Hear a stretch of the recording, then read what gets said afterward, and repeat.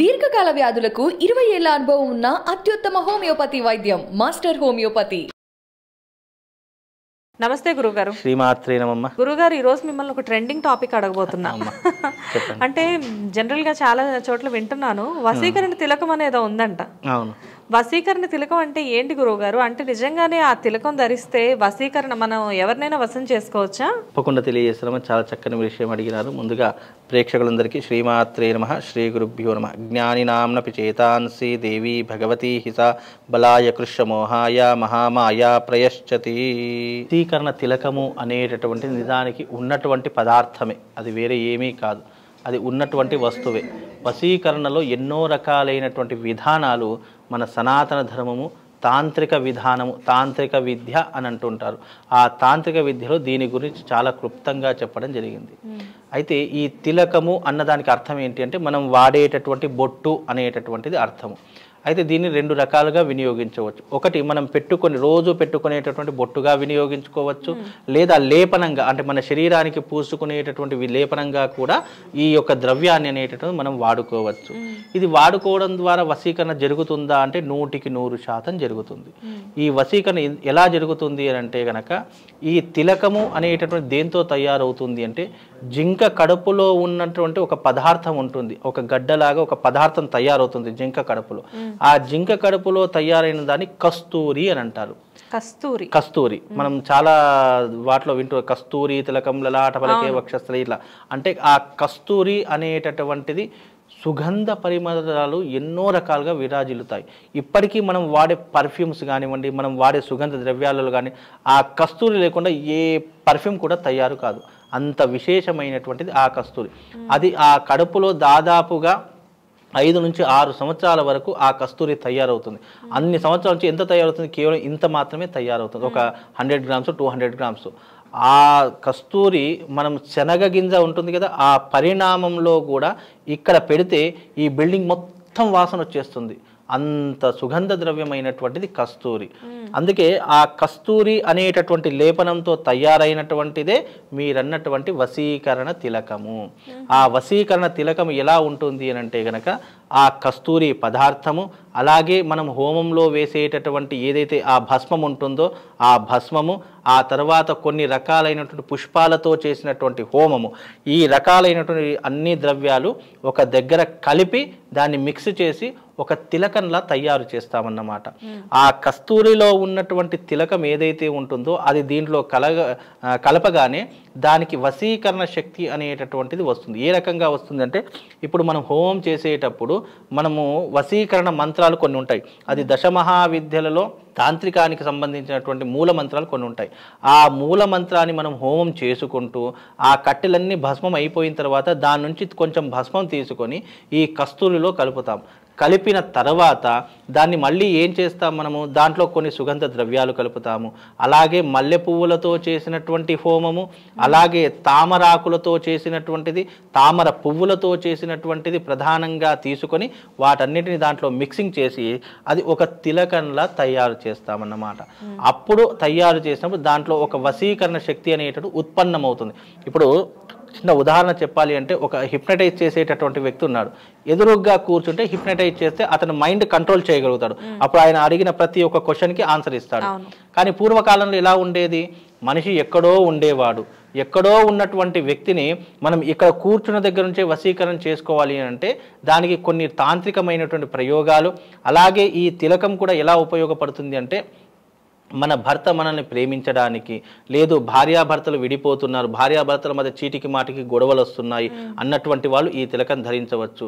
లేదా మనకు ఇష్టమైనటువంటి వారు ఒక వ్యక్తి ఆయన లేకపోతే నేను జీవితంలో ఉండలేను, ఇక నా జీవితం ఇంతటితో సమాప్తం అయిపోతుంది అన్నటువంటి వ్యక్తికి ఆ తిలకం ఉపయోగపడుతుంది.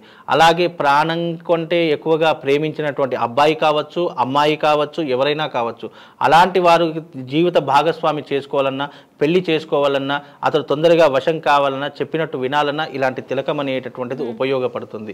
అలాగే రిలేషన్షిప్, అది భార్యాభర్తల రిలేషన్షిప్ కావచ్చు, తల్లి కొడుకుల రిలేషన్షిప్ కావచ్చు, ఏదైనా కావచ్చు. అంటే ఒక వ్యక్తి లేకపోతే ఇక నా జీవితం అయిపోతుంది అన్నటువంటి ప్రతి ఒక్కరూ కూడా ఈ తిలకాన్ని ధరించవచ్చు. ఈ తిలకం తయారు చేయడానికి దాదాపుగా 10 నుంచి 15 రోజుల వ్యవధి పడుతుంది.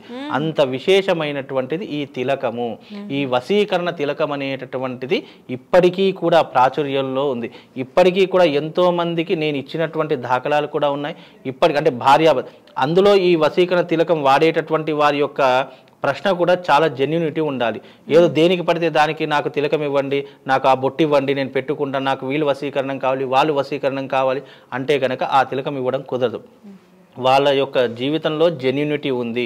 ఇది చాలా నిజంగానే వాళ్ళ జీవితంలో ఈ ప్రాబ్లంతో సతమతమైపోతున్నారు.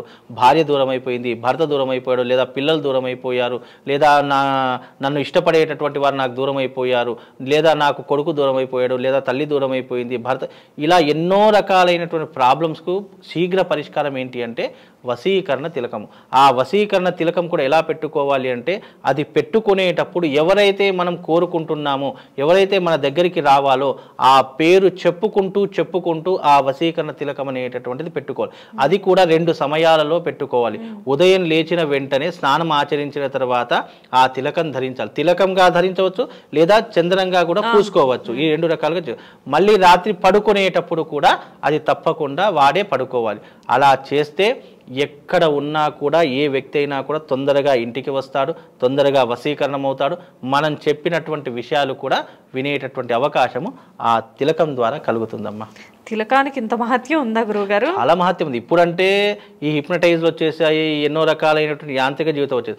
కానీ గడిచిన దశాబ్దాలు తీసుకుంటే, శతాబ్దాలు తీసుకుంటే, అప్పట్లో వెళ్ళినటువంటి వ్యక్తి కానీ, లేదా ప్రేమించినటువంటి వ్యక్తి కానీ, లేదా కట్టుకున్న భర్త కానీ ఇలా తొందరగా అనుకున్నది అర్థం చేసుకోవాలి అంటే అప్పట్లో ఇలాంటివే ఉండేవి. అప్పుడు యాంత్రిక జీవితం లేదు, ఇంత టెక్నాలజీ లేదు. అప్పుడు ఏముండేవి? అన్ని తాంత్రిక విధానాలు, తాంత్రికమైనటువంటి పద్ధతులు, మంత్ర విధానాలు, వేదము, శాస్త్రము, పురాణం ఇవే ఉండేవి. దాని ద్వారానే పుట్టుకొచ్చినటువంటి విధానాలే ఇప్పుడు చెప్పినటువంటి వశీకరణ ప్రయోగాలు కూడా. మొత్తం 108 వశీకరణ ప్రయోగాలు ఉన్నాయి. మీరు చెప్తున్నారు కానీ గురువు గారు, ఇంతవరకు కూడా వశీకరణం అనేది చాలా మందికి వశీకరణం అనేది ఒకటి ఉంది అని అంటే నమ్మే వాళ్ళు కూడా లేరు ఈ రోజుల్లో. అంటే చాలా మంది ఏమనుకుంటారంటే వశీకరణం అంటే అమ్మాయిని వశపరుచుకోవడానికి అనేటటువంటి ఒక అపోహలో ఉంటారు. వశీకరణ అంటే ధన వశీకరణ ఉంది, డబ్బు రావడానికి. జన వశీకరణ ఉంది, జనాలు రావడానికి. అలాగే మనకు ఈ ధన వశీకరణ, జన వశీకరణ, అలాగే స్త్రీ వశీకరణ, పురుష వశీకరణ, ఇలా ఎన్నో రకాలైనటువంటి వశీకరణలు ఉన్నటువంటి చాలా ఉంటాయమ్మా. మనం జీవితంలో అధికారుల్ని వశీకరణ చేసుకోవాలన్నా, ఉన్నత అధికారులు మనల్ని మెచ్చుకోవాలన్నా దానికి కూడా వశీకరణ ఉంటాయి. మనకు జీవితంలో ఒక ప్రమోషన్ రావాలి, ఈ అధికారి వల్ల మనకు పని అవుతుంది, అతను ఏ రకంగా వశీకరణ చేసుకోవాలి, ఏ రకంగా మనం వినియోగించుకోవాలి అనుకున్నా కూడా దానికి కూడా వశీకరణ విద్యలు ఉంటాయి. వశీకరణ ప్రయోగాలు అనేటువంటి 108 రకాలు ఉంటాయి.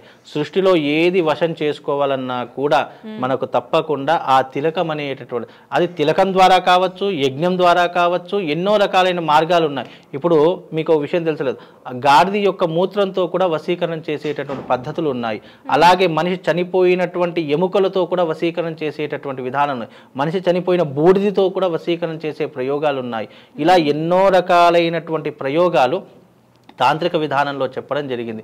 ఇంకా లోతులోకి వెళితే అవి మీడియా ముఖంగా కూడా చెప్పకూడదు, కానీ అన్ని రకాలైనటువంటి వశీకరణలు ఉన్నాయి. ఇవి మళ్ళీ వశీకరణలు ఎప్పుడు చేస్తారు? అర్ధరాత్రి సమయంలో, లేదా తెల్లవారుజాము సమయంలో. ఈ రకమైనటువంటి ప్రయోగాలు పూర్వకాలంలో చేసేవారు. కానీ ఇప్పుడున్న జనరేషన్లో మంచి కోసం కాబట్టి ఉదయకాలం మనం చేసుకుంటున్నాం. నిజానికి వశీకరణ ప్రయోగాలు చేసే వ్యక్తి కరెక్ట్గా ఉండాలి. మనం ఎవరైతే చేయించుకుంటున్నారో అతని దాంట్లో జెన్యూనిటీ ఉండాలి. ఎప్పుడైతే ధర్మం తప్పి ఈ వశీకరణ చేస్తారో అది తిప్పికొట్టే అవకాశం కూడా ఆ వ్యక్తికి తగులుతుంది. కనుక మన కోరికలో ధర్మం ఉండాలి, మనం ఆలోచించే విషయంలో ధర్మం ఉండాలి. మనం ఎవరికైతే వశీకరణ చేద్దామనుకుంటున్నామో అతని జీవితంలో మనకు కనెక్ట్ అయ్యి ఉండాలి. అలా ఉంటేనే ఈ వశీకరణ ప్రయోగము, వశీకరణ తిలకము అనేటటువంటిది ప్రతి ఒక్క మనిషి జీవితంలో ఉపయోగపడుతుందమ్మా. అంత విశేషమైనటువంటిది ఈ వశీకరణ తిలకం. నమస్తే గురుగారు. శ్రీమాత్రే.